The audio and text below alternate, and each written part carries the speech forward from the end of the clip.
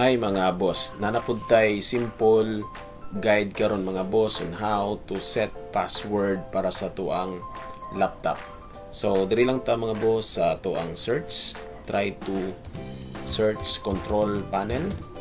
So pag type na to control panel, automatic yan ang i-search, no. So naano say best match. So i-click lang ang control panel, then we select user accounts. Then select na pod ang user accounts.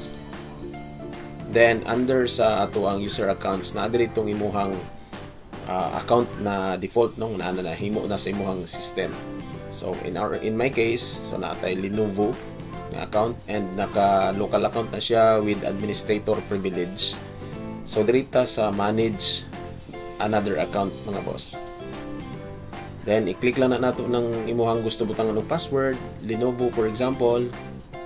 Then, create password. Click.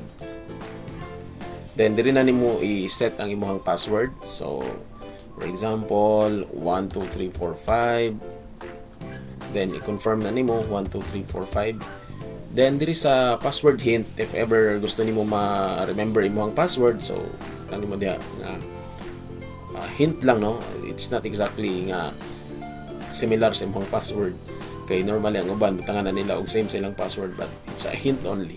Then after that, click create password.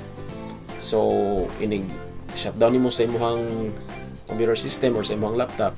Pag next boot up niya ana, mag-ask na siya og password.